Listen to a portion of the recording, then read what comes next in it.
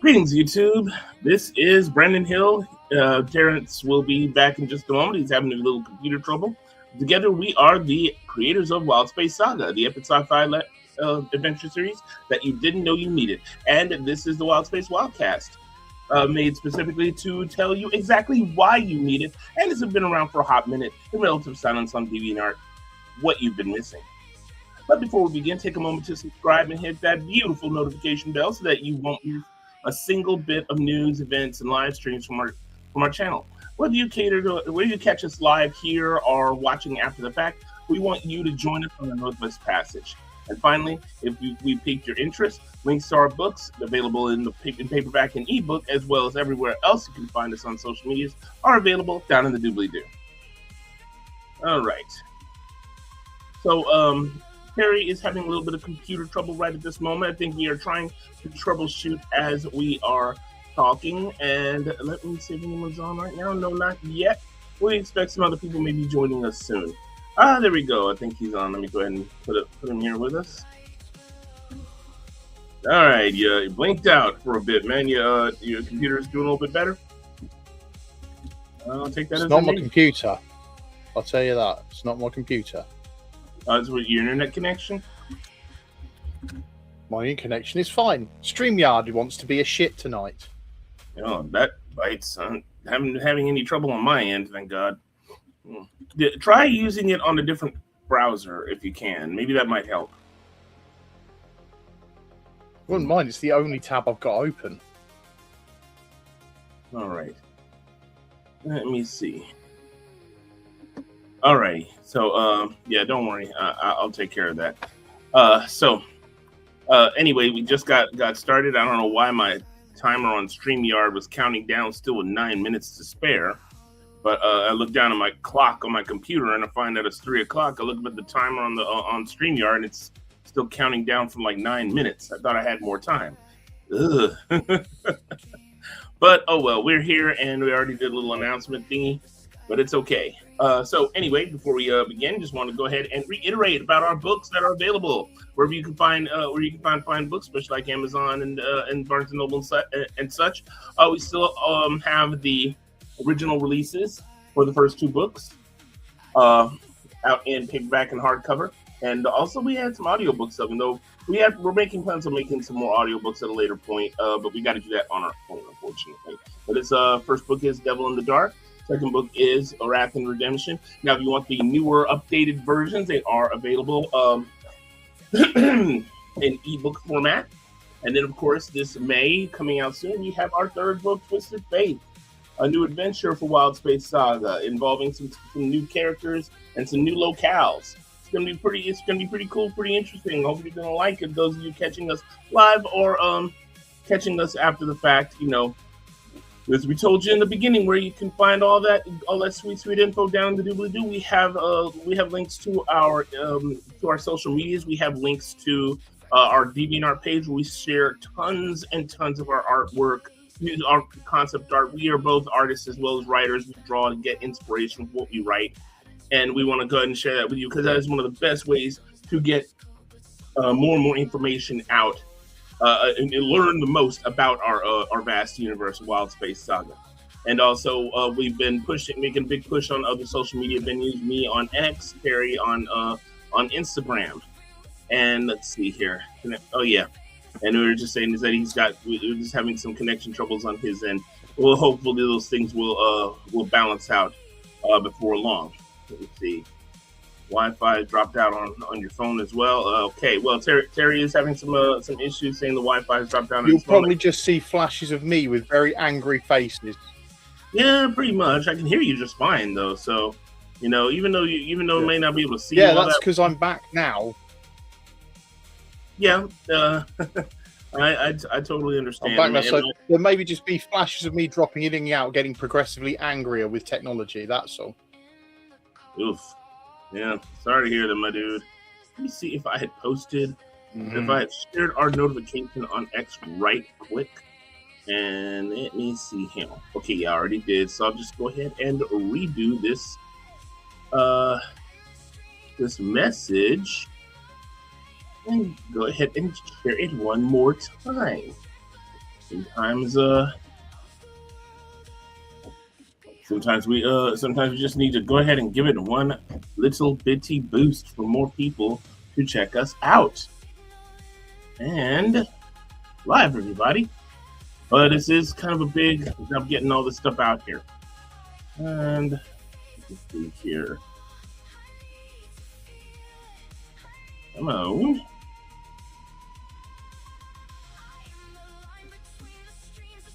And there we go. Now it's telling me that something's gone wrong trying to post the dang thing. Don't know what's up with that. Wonder why it's not wanting to post. Let's see here. Sorry, you're breaking up so much my end that I have no idea what you just said, and all I can hear is I was trying to post. Can you hear me now? That's working fine. The music is working fine. Nothing else is. Oh, not even voices coming through on my end. Am I breaking up really badly? Well, so we can get everything together. Let me go ahead and just talk a little bit about what I was trying to do, ladies and gentlemen. I was just trying to post one last little post on X to try to there we go. I have no idea why it was not posting my stuff for just a second. X has been having a little bit of trouble lately trying to post things, so don't know why.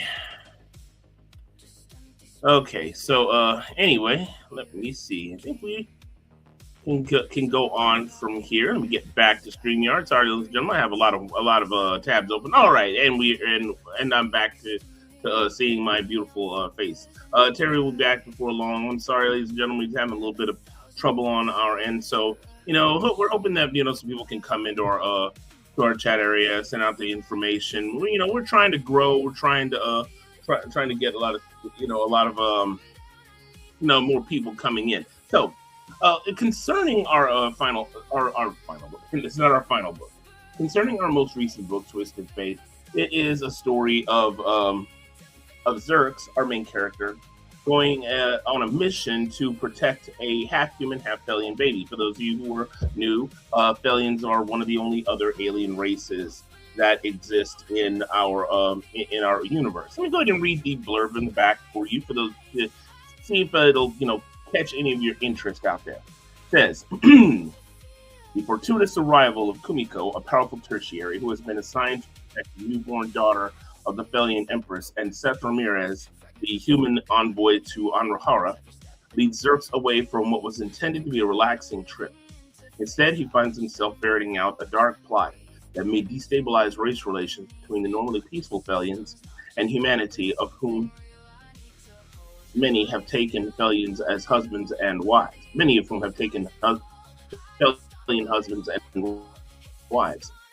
This leads Xerx and his reckless crew to join forces again with Paige, the captain of the Shadow Star, across the colonies to Vinge, the former capital of the ancient First Imperium, now an irradiated, polluted rock, inhabited by the insular people who sell the scraps of their once great cities to survive in their underground warrens, the perfect hideout for the human supremacists of Helix. Will the courageous captain and his crew be able to stop Helix and foil the will of their charismatic leader, or will the already beleaguered alliance have to contend with two powerful enemies? All right, and then I think I just received a message from Carrie. Give me just a moment. Sorry, guys, we're live and they're having trouble. That's been happening a bit lately. Yeah, connection is just having some serious problems on his end. He says that he is downloading Chrome. Personally, I would recommend Brave browser if you can get it across the pond. Let me send that message to him.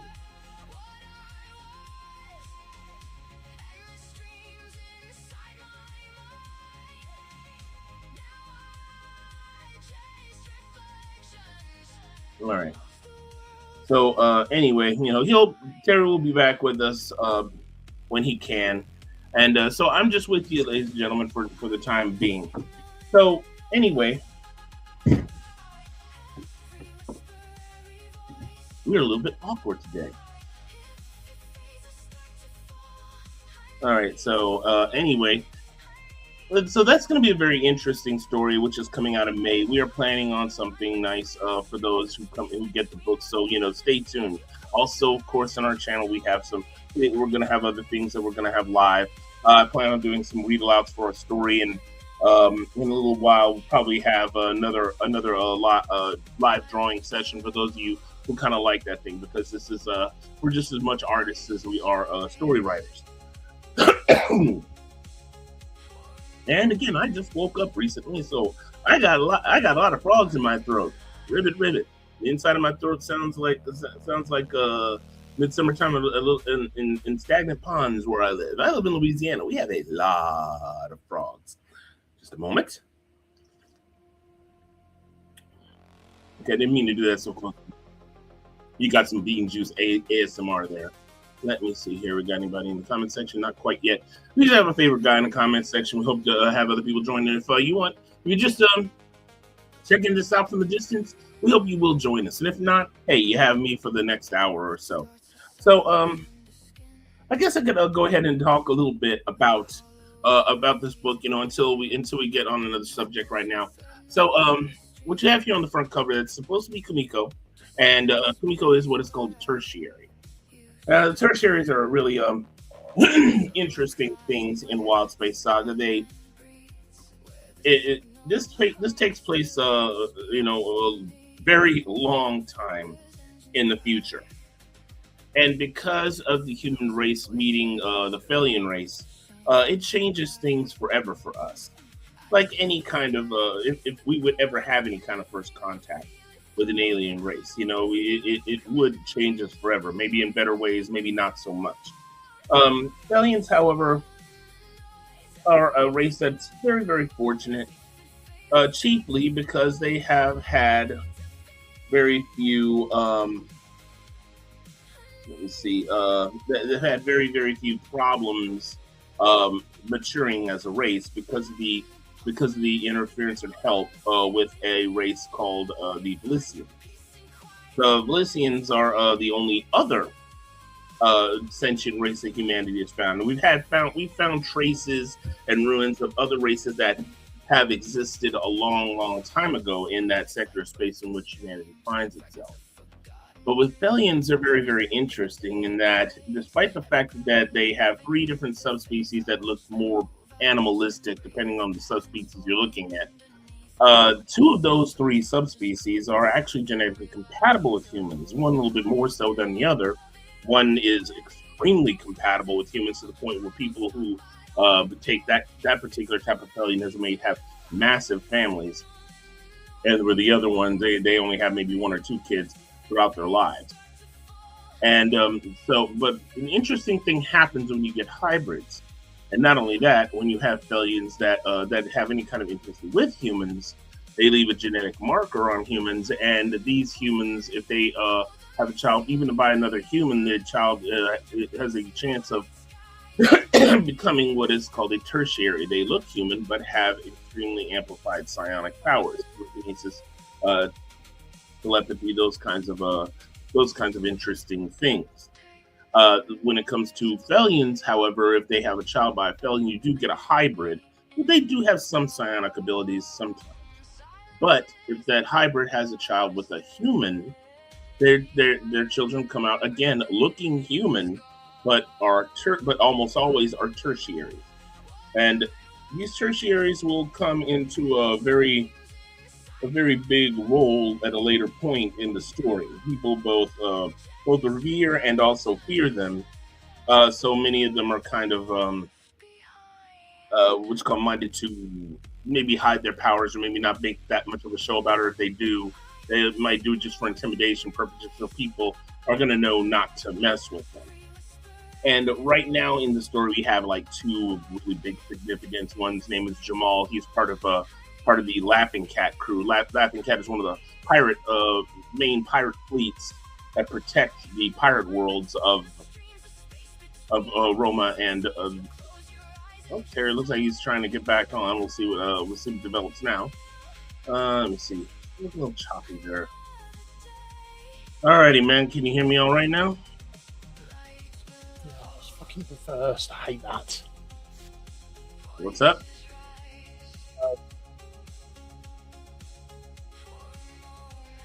It's reversed. It wasn't reversed before. Oh, you're. No, don't mirror my camera. That's better. Fucking thing. All right. There so we go.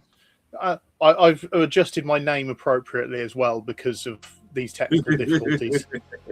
Here's now Terrence the Angry because he is very angry and anger is him. Get on my fucking nerves. We got one. You're gonna get language out of me now. You just sorry. I'm just like it just wound me up. So greetings and salutations. It's all right, man. Sorry, you're late. I'm late. Don't worry, because technical difficulties. Yeah, technical difficulties abounded, but I held up the fort talking a little bit about our book and about what tertiaries are and all that cool stuff. So as I was saying concerning tertiaries, is that they're going to play. They have a relatively small role right now, but they're going to get bigger roles as time goes by. We have two ones that I've been focusing on. One I've been focusing more and know what I've been drawing at right now. His name is Jamal, who is a member of the Laughing Cat crew, who is one of the pirate fleets that guard the pirate worlds of Roma and King's Knight. He works under the wily pirate Arshosha, and the other, of course, is Kumiko, who you will be seeing a lot of in the next book. And Terry, you might want to go ahead and talk a little bit more about her since she's your baby. Oh, you want me to do it now? Yes. Okay. Haven't we talked about it like several times in the last 3 streams though? Yeah, but a lot of people will join us up in our streams just like right now. So it's good to go ahead and reiterate, because I always gotta have everybody catching up on every last thing that we do, especially when it's live stream. Okay. Yeah. You're gonna have to give me a minute because I'm still trying to get things working. I'm sorry. All right, don't worry about it. Then, basically, like we just said, until we can get, until Terry's got all his ducks in a row right here, we'll go ahead and we'll go there. I do apologize, guys. I've had some issues. Yeah, it's been frazzled at the moment. Yeah, it's kind of just put me a little bit off my game a bit.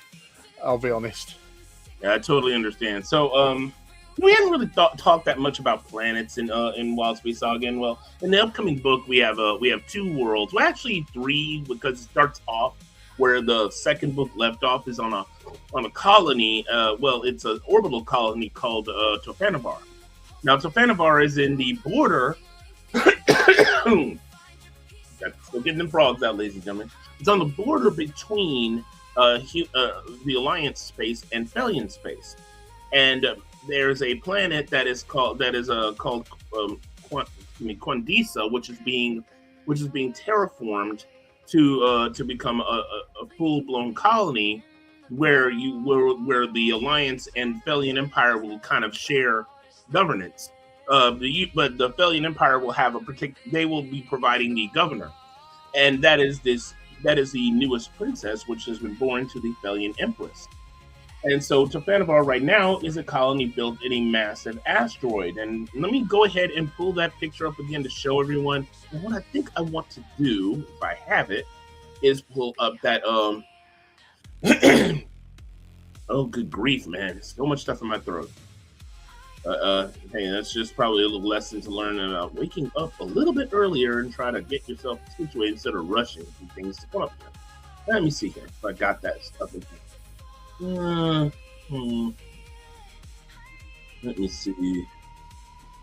If I can't find it really, really fast, I'll probably not worry about it all that much. Just a moment. I could have sworn I had a picture of it, but unfortunately, I don't. I only have the original, and so I can pull that up on DeviantArt. Give me a second. Come on, where you at? Live, everyone. Terry's getting himself situated. I'm trying to pull a picture up. This is kind of off the cuff. All right, here we are. All right, let me go ahead and pull that frame up. Hang on. No, I'm gonna do it like this. That way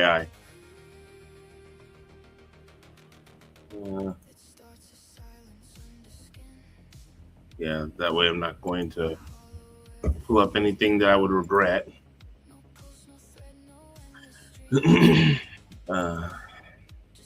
Okay. Yeah, I'll just pull it up on my paint.net thing. Back to the StreamYard. All right. Let me see. Image file. Oh wait, not image file. Sorry. Share screen. All right. Oh, it was right there. Hang on. I'll just go ahead and do that. And why did it just revert to the? Nope, not here. Yeah.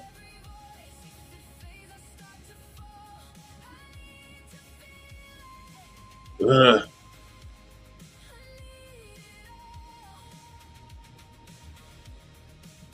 All right, there we are. And let me go ahead back to that right quick.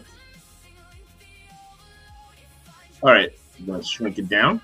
All right, so what we have here, ladies and gentlemen, is Tofanavar, which is a colony world on in Wild Space Saga, and this is actually one of the drawings I'm actually more proud of. Now, unfortunately, DeviantArt has two modes, really huge and teeny.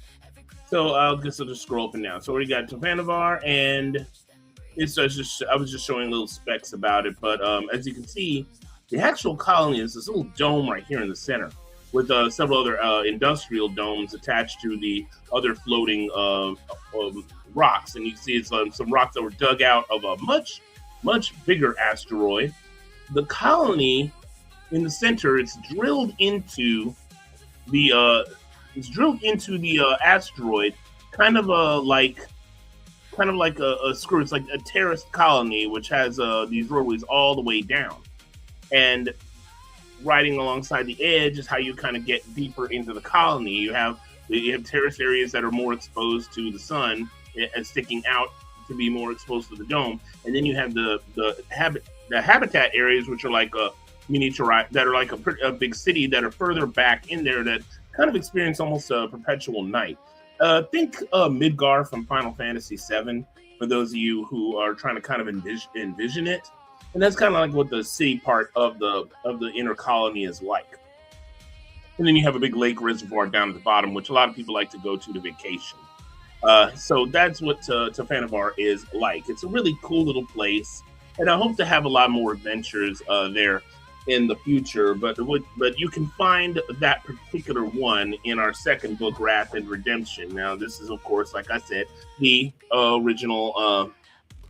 The first release of the book. We have the second release out, available as an ebook, has more information, more interactions with characters, all that good stuff. And we'll go ahead and let you know when it is available as well in paperback. But you can still get it on ebook, especially on Amazon and other great places where books are sold. So go ahead and take this off. And it's back to me. Solo Mio again until Terry can get his you know what together. And man, if you have any questions, feel free to ask us. But that does lead me to something interesting concerning Thelians, since we're talking about them. And I think that I was discussing this about the way that I draw them.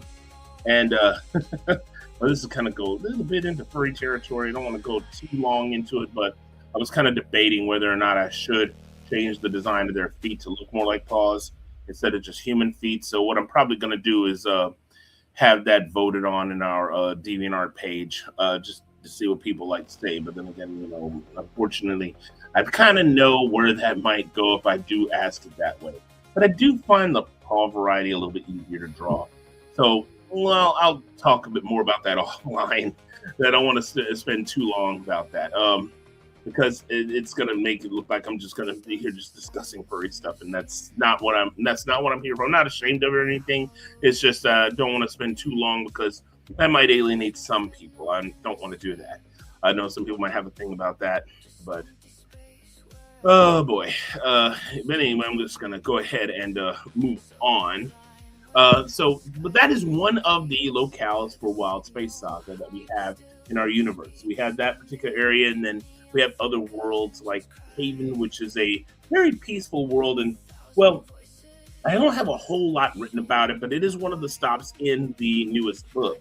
And the reason why it's there is because it's very nostalgic for Kumiko, which her little nom de guerre is Frostbite for certain reasons. Because she had spent some time there as a bounty hunter, and just to kind of live a slightly more peaceful life outside of, of course, hunting bounty. And there she chanced to meet a Felian pleasure boy. He's a variety that looks more like us. Like I said, there are three varieties of Felians. One that looks more like us, except they have stripes on their skin and have very wild hair and have potatoes. Look a little bit like Saiyans with striped skin. But they were not my inspiration. And you have another version that looks more like a full-blown anthropomorphic walking animal, and they all have striped fur coming in a whole bunch of different color combinations, and also with regular hair. And then, of course, you have a larger, much more animalistic-looking one. Now, that's one that is not compatible with humans. They're actually original Felian genetic stock, which we'll discuss at a later point in the story. But anyway, so Kumiko lived on Haven and had befriended a Felian pleasure boy, and had very interesting transactions together, if you know what I mean, and found herself actually kind of liking him, but was forced to leave the planet when she got hunted down by a Lycian seeker. Seekers are a sect of Lycians that hunt down tertiaries. Now, I'm not going to go into a whole lot more detail about that because we have discussed this on multiple occasions in our prior stories, in our prior live streams. But with how powerful Kumiko is, and we have a little comment here down below. I'm going to get to that in just a sec, my dude. With how powerful tertiaries are, she was able to make really short work of seekers, but that cut her time on Haven short, which is just as well because Haven is probably one of the more peaceful worlds of the Alliance. Let me see. On average, what temperature and humidity level do Felians prefer? I kind of envision Anrahara, which is their home world, as a lot like Earth, but with a slightly larger temperate zone. So it's not that they don't like, they don't like hot weather or anything like that. Maybe the ones that have more fur on their bodies might prefer the more temperate areas to the much hotter areas. But that fur is not such a huge insulator. I mean, you got animals that live in the jungles that have fur all over their bodies anyway. So they should be okay. They're pretty hardy creatures. They can live pretty much anywhere. Ironically, however, they haven't gone too far outside of their own system when it comes to just stretching their wings out into the greater galaxy. Except when humans finally come and start colonizing the colony worlds, they start stretching their wings out and going out into the colonies and rubbing elbows with humans and rubbing other things. But anyway, they have pretty much the same range of environments that they prefer, just the same as we do. I mean, they don't like it too hot, but can tolerate it and make do, and they don't like it too cold, but can tolerate it and make do. The same way humans have been able to build civilizations in a lot of different areas. So the areas where you have the most people, oftentimes, are the more temperate areas. We tend to thrive much better. It's the same thing with the Felians. But with Anrahara has a much more accommodating climate, especially because it's such a much bigger temperate zone, and they have a much more prolific biosphere, chiefly because they didn't suffer nearly as much species extinction as we did.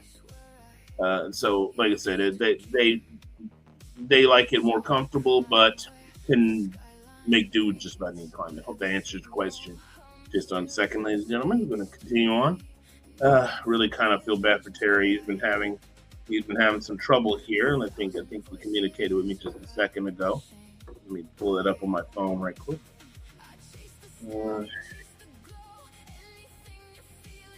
Yeah, he's got nothing happy to say on his end right now, and I don't blame him.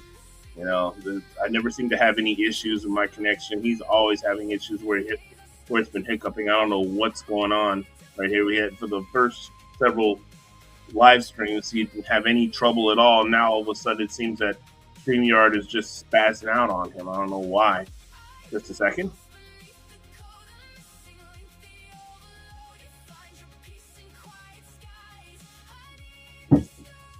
By the way, what you're listening to in the background, everyone, is a little song that Terry cobbled together. It's a theme music for Midge, one of the Coven, which are a group of tech tanks that live on Zhao. Now, speaking of Zhao, we have talked about that before. Zhao is basically Coruscant if it was dirty. Not an entire world covered in one big city, but a city that covers basically an entire continent. And the planet is basically a terraformed. Oof. Yeah, I don't blame him. All right, and now with a little bit of gamma radiation, it is now Terry Smash.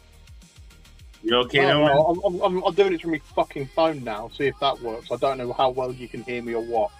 Actually, I can hear you perfectly well. You just sound a tiny bit teeny, but other than that, you sound fine. Yeah, that's because it's through my phone. Because the internet has decided completely not fucking work at all on my computer now.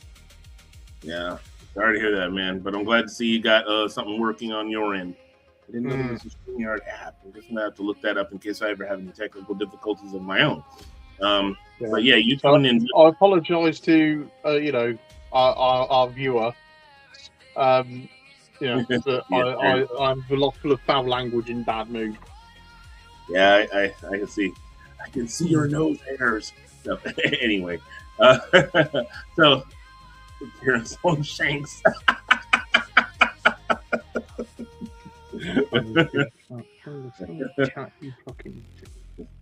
Yeah. Dude, I'm sorry to hear that, man. I was just saying a moment ago that, everything's been working so nicely over the last, month or so, and then all of a sudden, your connection's been giving you grief. Wish I knew. Yeah, I think sometimes it's our provider. They can be really good, and then they can be really, really crap. Yeah, so like my old internet provider. Right now, what I got is AT&T, and they're like the biggest one in our country, and they charge you, but the service they give you is really good. The trouble is that the competitors are no better, so you might as well stay with who I'm with. Oh, we got another person that seems to have joined us. Hey, if you're there, don't be shy. You can speak up in the chat area. Got any questions, comments, snide remarks? Hey, please join us. Because we thrive on any questions anyone has. I am actually usually really friendly. It's just my internet provider has just been winding me up trying to get on tonight. So if I come across as somewhat unfriendly, I don't mean to be. Hey, David. Okay, so that's David. He's one of my friends. He is the head of our critique group in my hometown. What's up, David? Glad to see you here, man. If you have any questions, comments, snide remarks, please feel free to let us know. We kind of thrive on that. So what I was talking about before Terry popped back in, we've been having some technical difficulties on his end, unfortunately. But what I was talking about when he popped back in was that was just kind of going into an overview of what Zhao was, because I was talking about I was talking about Haven at first, and I said really the thing that about that world is it's very, very peaceful, so it's really not a whole lot to tell. Now, I forget how we got to Zhao, But I was saying that Zhao was Coruscant if it was dirty, and the city was only on one continent rather than an entire city. It's not really a planet; it's a moon, and the main planet of it was kind of shattered during the Imperium Wars of 200 years ago, and fortunately that Zhao survived, and he's gone again. Oh boy! Oh, there you go. He's back. Oh, okay. So I'm gathering you downgraded you downgraded your anger level now. No, it's because I've managed to get back on the computer, and that's what was on the original computer. So it's downgraded me. Oh, okay. Well, hopefully you don't have to upgrade to really angry again. Hey, if you upgrade to really angry again, then just stay on your phone. Don't worry about your computer. Your phone seemed to have a stable connection when you were able. It's stupid, isn't it, that the smaller device should be more capable than the larger one. Yeah, unfortunately, that's not always the case, because I've had times where my Wi-Fi was acting a little wonky, but my phone's connection was just fine. So. I actually disconnected on that accidentally. I pressed the button and it exited me out, and I was just going to be like, I was about to put in the thing. I'm coming back on the computer, and then it just like, oh, guess it's just doing it that way instead. So here I am. Yeah, we should have titled. We should have just made the running title for this particular live stream: Technical Difficulties. Let's talk about them. All right. So, yeah. Well, anyway, here I am. Let's hope. Yep. Okay. So, as I was saying about Zhao is going to be a very interesting world, because we're going to have a lot of adventures there, because so much happens. You got a lot of nooks and crannies where very interesting things happen all the time. It's basically the New York of the New York meets Hong Kong. What you call Singapore meets Shanghai meets London of the colony worlds, and the closest equivalent, I guess, in Star Wars would probably be Nal Hutta. If those of y'all out there who've read the comics and read the books, it's one of the homeworlds of the Hutts. All kinds of interesting dirty deeds done dirt cheap down there. So as a matter of fact, the next book that we are working on takes place on Zhao mostly, involving several characters and even a group of tech tanks that Pip, our resident tech tank Jabberjaw, and Kyron, one of the members of the Shadowstar crew, get to meet. And you might want to tell them a little bit more about the Coven, because I don't think we've talked a huge amount about them. We have, and I've just started the YouTube music lore project about them for this week. So the song that Brandon's put in the background actually features one of them called Midge. They all have their little nicknames, because if any of you remember when we discussed tech tanks, they can interface with technology, all of that kind of thing. This lot all survived the same destroyed ship as the likes of Pip and a few of the others, except they had to do it on their own. And so they've all got their own sort of wireless cranial units and bits and pieces they built themselves to survive. And then basically when a load of salvagers came to loot the wreckage, they took their ship and escaped to Zhao. And they got nicknamed the Coven because they don't speak. They never have done. They've been human processors all their lives, so they speak through what we call the web sphere. It's their own their own version of the internet in a way, their own way of communicating. So because they're silent and because they work with technology, anyone messes them about, they mess up your technology. So people start calling them witches, so they embrace the name. But they're all a little quirky in their own way, because they've gone from being effectively comatose human processors to being fully conscious and able to access our stellar web net kind of thing and develop their own personalities. So one of them's Welsh, and calls herself Lulu. Her full name used to be Louise, but they embrace their own sort of names. There's another one who's Ukrainian, so she tends to curse a lot in Ukrainian when the others annoy her. One of my personal favourites is actually one who's called Izumi, who's what they call a wrecker. Her whole thing is you plug her into a system and she just destroys it. Her job is not to run anything, not to repair anything. It is to completely just destroy it. And so I based her on Paddy Mayne from SAS Rogue Heroes, who was a real guy in the Second World War who was part of the creation of the SAS, and he was Northern Irish. And the actor who plays him in the show has this wonderful deadpan accent that I decided would be perfect for someone like that. And so she spends her time reading physical books. They spent so much time in the digital world. She likes physical media, and it's like, don't bother me, or I'll just burn your implants out. Let me read my books. Don't disturb me. Is that sort of how she is? My brain's not working fast enough. Sorry, Brandon. I've run out of words, mate. Trying to describe it all. Now you know what it's like for me when I just wake up. I've had such a mess trying to get on, so I do apologise, guys, that things just aren't working right. I could explain it more. It's just So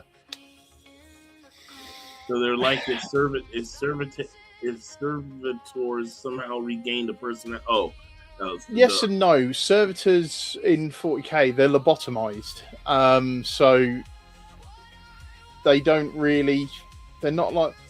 The idea was that an organic processor is way more powerful than any silicon chip you can produce. They're mentats. So the idea was that they were going to engineer basically brains in a case, but I have my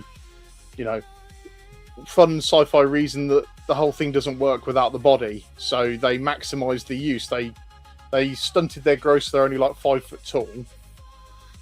Oh, they're definitely individuals. Now, when they're networked, they probably... I like to think that they act more like one mind, almost similar to the Borg in some ways. Well, with the Covenant, there's the idea is that when you've got say 100 or so of these tech tanks together, they are one big powerful processor, but they're controlled by what I call a hub mother. Imagine that as the server. It's the one that prioritizes the data and splits it between the whole. So you have Drusilla, she's the hub mother. She's a surviving one who then has become the anchor for the web sphere, and all the others are then connected through her.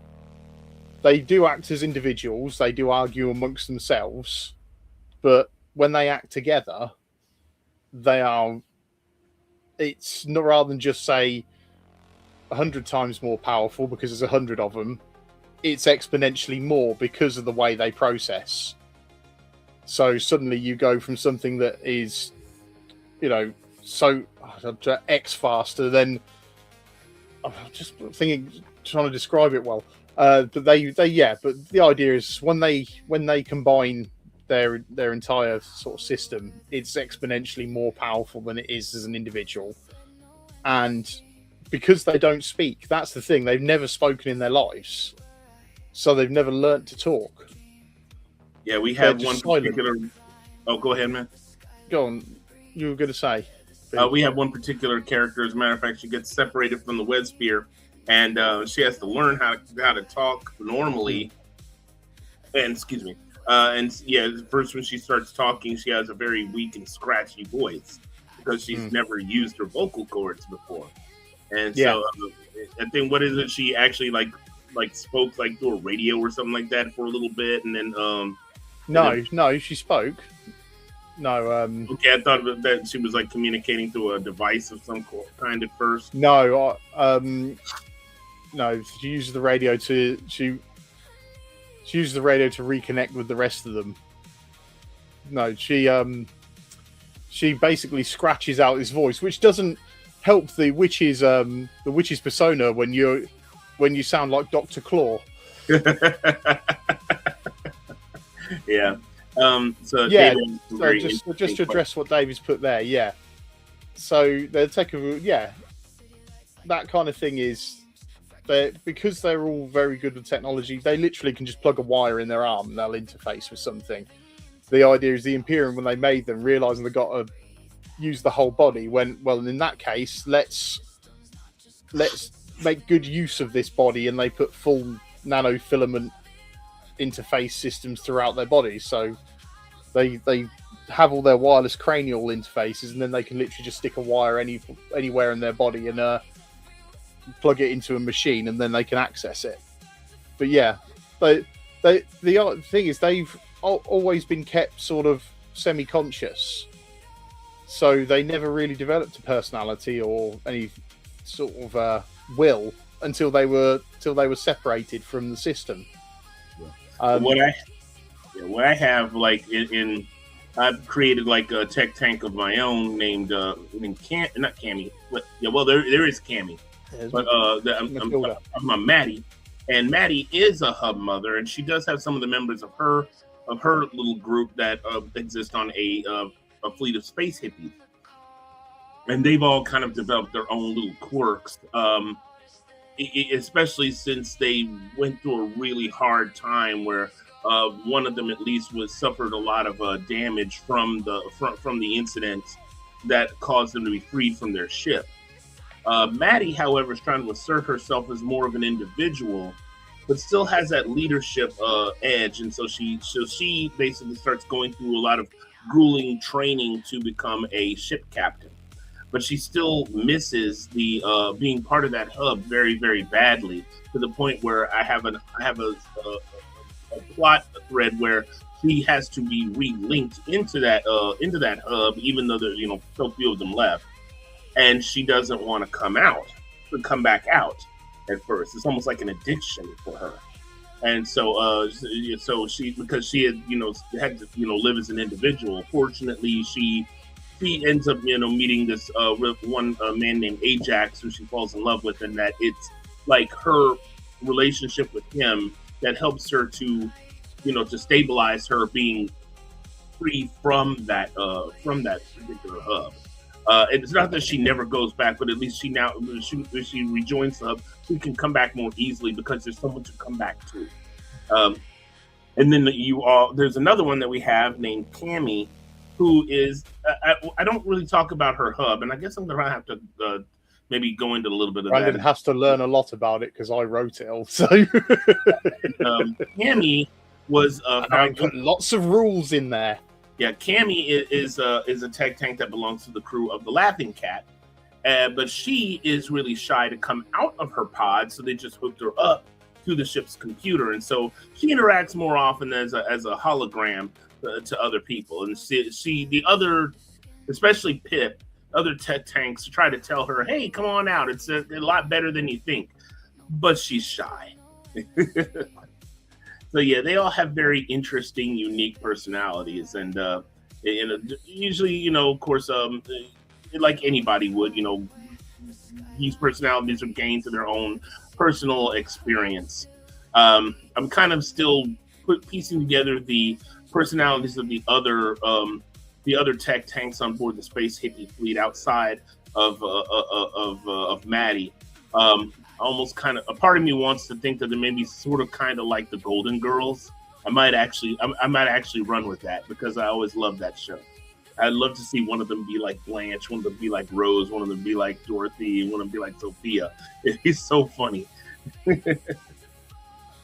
He's got to get that past me first, though. Yeah, but have you ever watched the Golden Girls? Do they have that in the UK? I had it. I don't remember though. Okay, well, it's one of my favorite shows. I used to watch that with my mom and my sister all. Long time ago that was. I've been asleep since then. Okay, well, yeah, they that's like the four girls. They had very, very unique personalities. Blanche was the amorous one. Dorothy was sort of the down to earth one. Sophia was kind of the quirky one that always had a snide remark, and Rose, oh God, Rose, she was the free spirit of the group. A little too free spirited, because sometimes that girl's head would just float away, and she'd go off on these tangents about her hometown or St. Olaf, and would start saying all kinds of weird stuff. They did sort of a variation on that with another TV series back in the day called Living Single, which was sort of like the young black girl version of the Golden Girls. You had they were all pretty much the same type of personality profiles. Khadijah, she was played by Queen Latifah. She was the sort of the straight man in the group. You had Maxine, who was the wisecracker. You had Regime, who was like Blanche, the amorous one, and then you had Sinclair, who was that girl. She was adorable, but you get into a conversation, and the first words out of your mouth after a while are going to be, "What the hell's wrong with that woman?"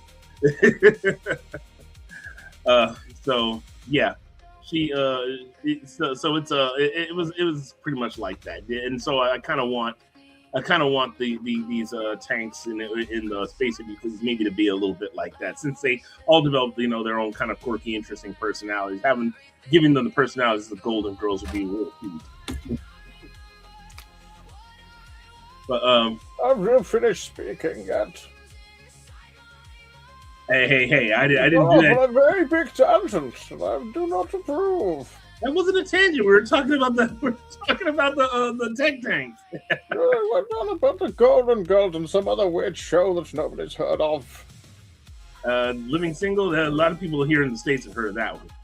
But hey, I was talking about giving them the personalities of the Golden Girls, since you were talking about the tech tanks developing really weird and interesting personalities. See, hey, Bane is your Bane horses are lost for words. Anyway, they're really going to be a very interesting group, and I'm finally got a chapter that I'm working on for that book. Actually, that's something we had to address this week, Finn. What's up? Oh, the Bane impression. That's because I practiced it for my cosplays. Yes, but anyway, for you, yes. No, the thing about tech tanks being sterile. Yeah. I actually made them sterile, but Brandon wanted a plot line where Matty gets pregnant.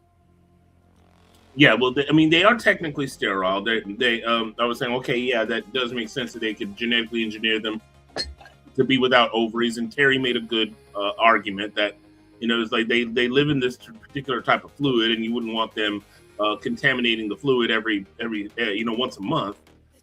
So I was like, yeah, okay, so that does make sense that we born without ovaries. So, but I found kind of a way around it, just using genetic engineering, and it's like you could still create an ova, and you could still technically implant it into their bodies, and they could still technically become pregnant that way. But I would say that kind of experimentation in the Alliance, at least, is illegal, because they don't want a situation where someone's trying to make tanks of their own among the Alliance, because they realize what kind of potential problem the Second Imperium has on its hands, trying to create a mindless army, or at least supposedly mindless.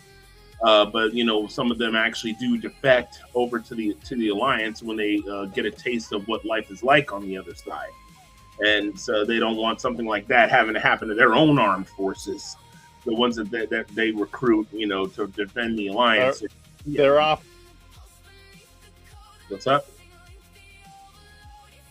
Oh, it looks like he froze up again. Unfortunately, Terry, it looks like he froze up. You might have to go back to your phone to do the rest when you're trying to talk. I mean, I can hear you, but I can't. Yeah, I noticed it decided to blink out for a second then, but we could say, because some of the ones who defected were considered sort of legends amongst the tank community, the ground. And you blinked out again. I'd say just go back to your phone, my dude. Yeah. Let me see. For you, what did you mean by for you? And effectively female space marines. Yeah, it keeps anyway. As long as so they're engineered to be stronger, more powerful, all this kind of thing. You don't really want them rebelling, but the seed is there. You never know. That might be a plot thread. It might not. Yeah, having a whole bunch of them all at once, trying to defect, and trying to get out of there. A countdown, against time before the Imperium sends certain agents, that have just wiped them out. They could send Agent 10, and he's basically a force of nature, just to try to wipe them all out before they can escape. That would actually be really pretty cool. That'd be harrowing, because it's Agent 10 he's damn near impossible to kill. So yeah, that might actually really work. I think we might want to talk a little bit about that before you. The Bane. Yeah. For you. Yeah. Oh, okay. I was thinking of.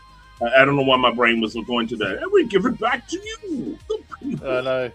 No, Brandon. Usually it's Terry. I have an idea, and I said that would be extremely painful for you. Oh yeah. Okay, I get that. Yeah. I keep thinking of doing a short where Brandon says, "Hey Terry, I have an idea," and it's literally just me going, "No, but no, but no, but no." I ought to do that. I ought to make like a little short like, "Hey Terry, I got an idea." No. And it's literally just me blanket saying no to everything. Not even letting him finish the sentence. Yeah, but I got this great no. Yeah, it'd be like that. It'd be like that. The scenes in the Austin Powers movies. Yeah, it'd be Dr. Evil and Scott. Yeah.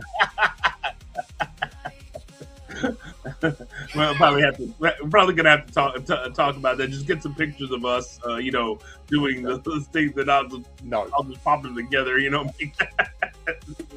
It's like, ladies and gentlemen, this is kind of what goes on in the background whenever we're planning. I've had this. No, but you haven't even heard. No, I don't care. No, I'm like the dude from Dungeons and Dragons: Honor Among Thieves. I'm the ideas guy. He shoots down the ideas. Yeah, he's the one who exists to tell me it's a bad idea. Yeah, he has good ideas occasionally. Yeah. At other times, I kind of have to beg him. Oh God. Anyway, so at least you get a little bit of a little taste of how we how some things come together. With the whole deal about the tech tanks have any kids. This was involving a storyline that I'm trying to work on with Maddie and Ajax, and they're only back characters. We're not going to go like hugely into them. I may make like a short story involving them or two, because I was also putting together something else involving another character that I haven't exactly revealed to Terry just yet, only because it's just kind of fluff. No. It's fluff, and it has nothing directly to do with Wild Space Saga. So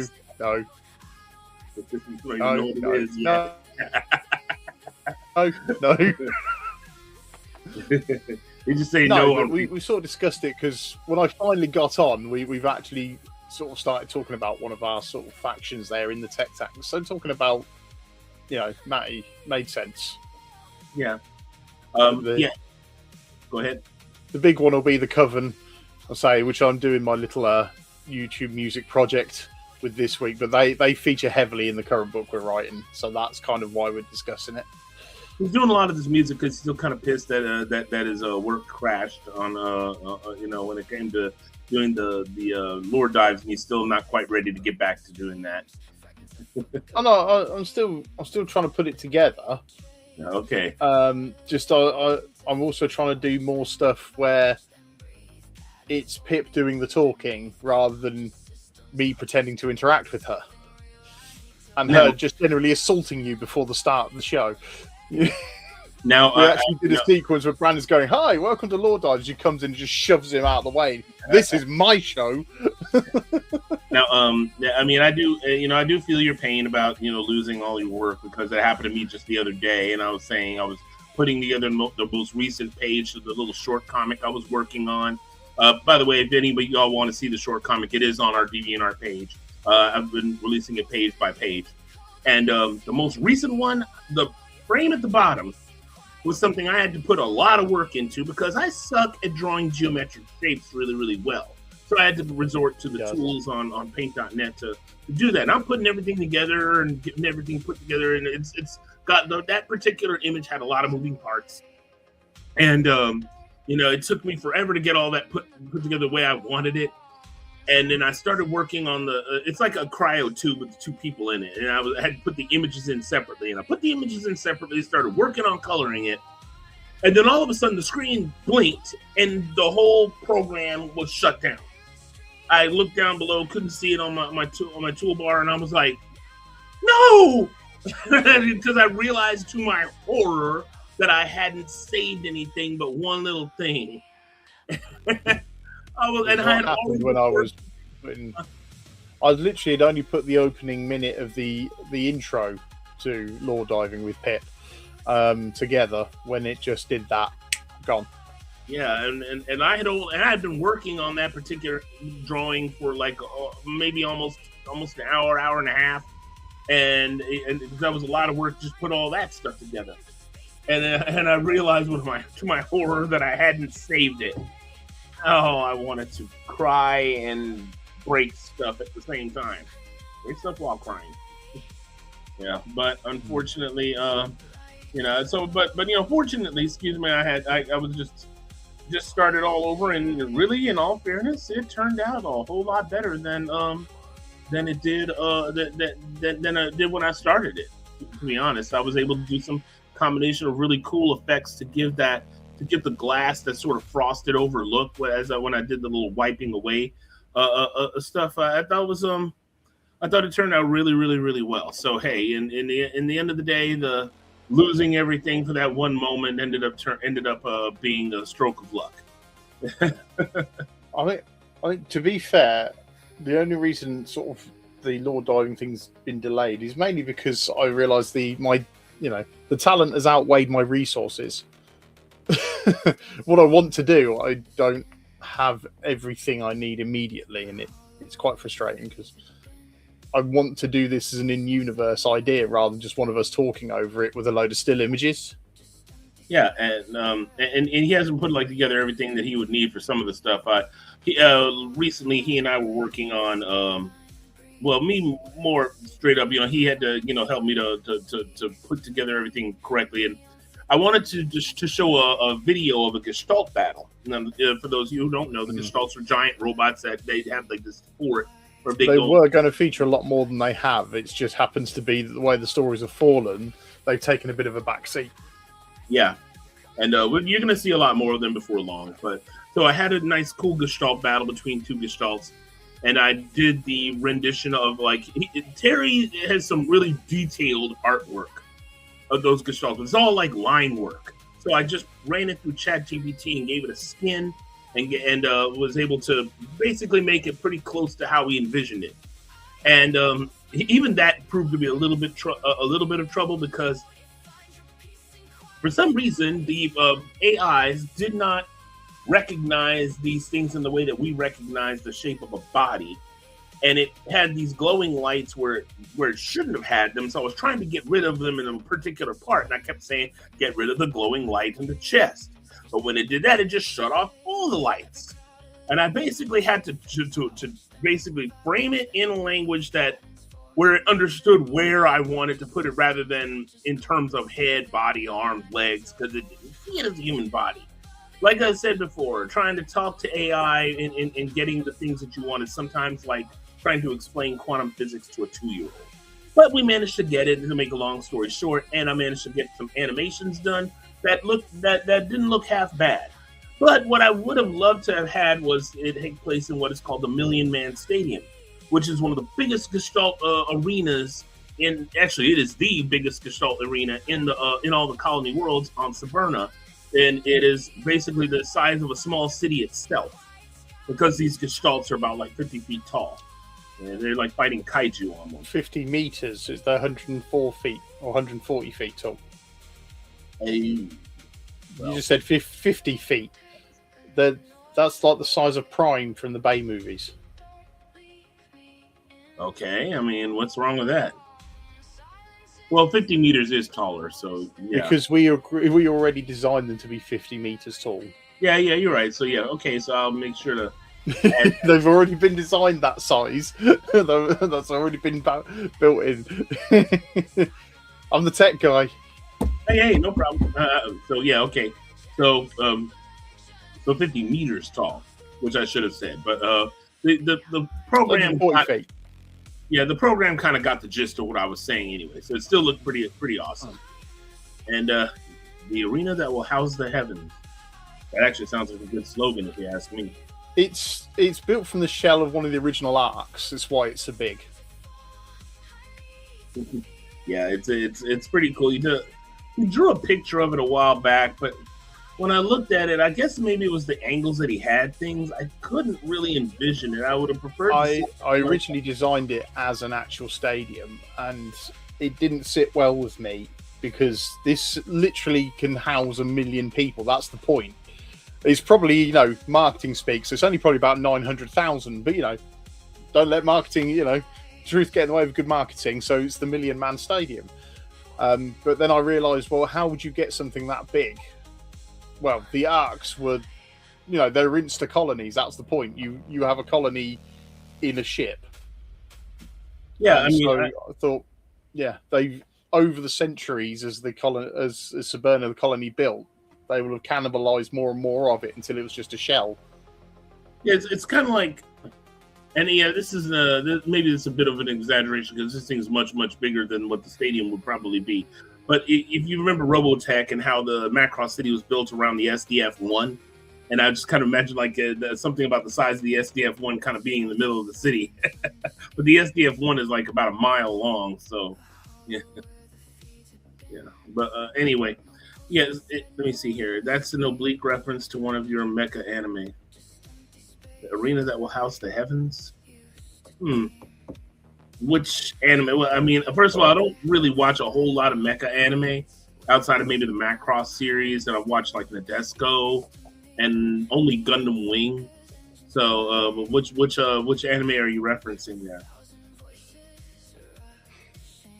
Well, I've kind of tried to stretch the timeline a lot further than what Brandon would have liked, because I did think of things like that though, where once you've established these colonies and initially they were separated, then they had to build up, they then had to make contact with other colonies, and the infrastructure needed to build. So to me that took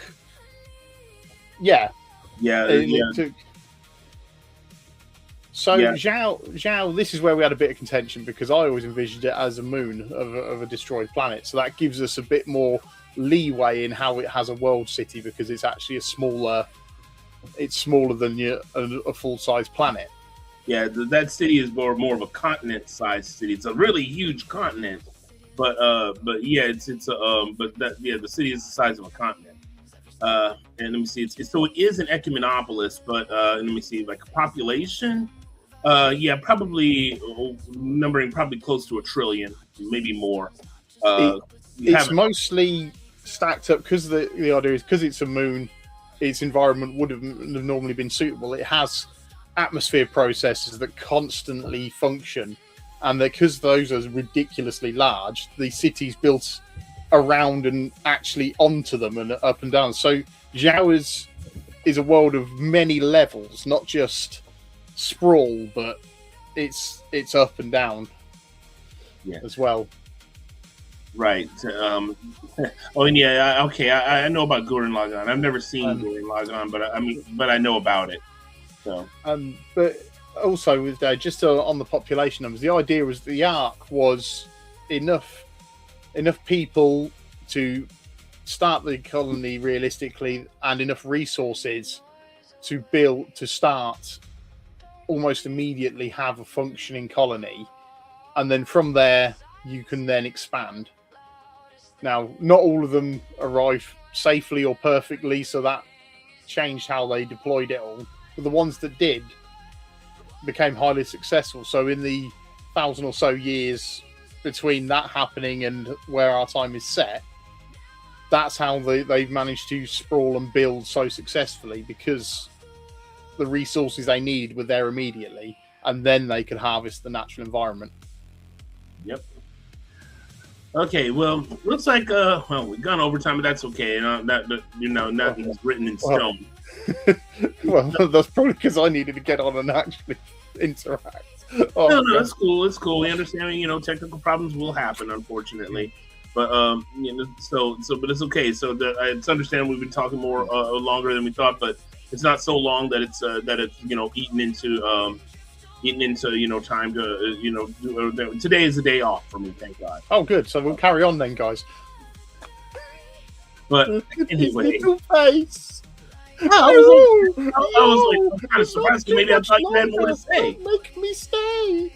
No. I was like, oh, okay, maybe he has a little more to say about something. I'm like, okay, but but other than that, guys, it's just Dave got some good questions there, and I just wanted to take the time to answer them. That was all. And once again, and because I want other people who watch this live stream after the fact to know, we highly value the questions asked in our chat section.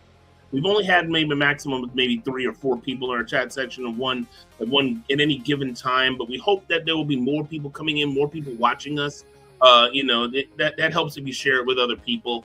So share it out there to other people that for those in the chat and those who watch after the fact. You really mean a lot to us, and it helps to make the show more robust, and so we're not just sitting there running our mouths into the void over inane stuff. But we're gonna go ahead and that's just as fun, though. Yeah, definitely. But we're gonna go ahead and call it for the day. And so we'd like to thank you all for checking us out. For those of you here now and those of you going to be watching after the fact, thank you very much for checking us out. Share it with other people. And once again, we just want to remind you about our books available where fine books are sold, Amazon and the like. And we do have a link down to our books and doodle doo. These are appreciated your company for the last hour. Yeah, absolutely. Remember, these are the original releases. We have the newer releases available as an ebook format, and our newest book, Twisted Faith, will be coming out in May. We'll have something special prepared for that day. We'll let you know as time goes by. Okay. And so, we're going to go ahead and wrap it up, ladies and gentlemen. And once again, comment, rate, subscribe. I will say, though, before the end, there is a funny story behind Bane Pony. And that was the time in 2012 when I was actually in New Orleans with Brandon. We did what did we do? MechaCon. Yep. And the table next to us, they produced these, but they did like Thor and Loki and a lot of Marvel heroes. This is a one-off. They did this commission for me and shipped it to me. So there is only one Bane Pony, and he came from that. He came from that first and only meeting of the two of us together. Oh yeah. So he's very special. This boy. Yeah, you were kind of. It came in the mail. I remember you were. Yeah. Yeah. He does have a voice box, but unfortunately doesn't work anymore. But it used to go, you think darkness is your ally when you pressed it. It was great. That's cool. Yeah. Okay, so yeah, that's pretty awesome. But anyway, as I was just saying, we're going to go ahead and wrap it up here. As always, comment, rate, subscribe. As always, keep it civil down below. Share it.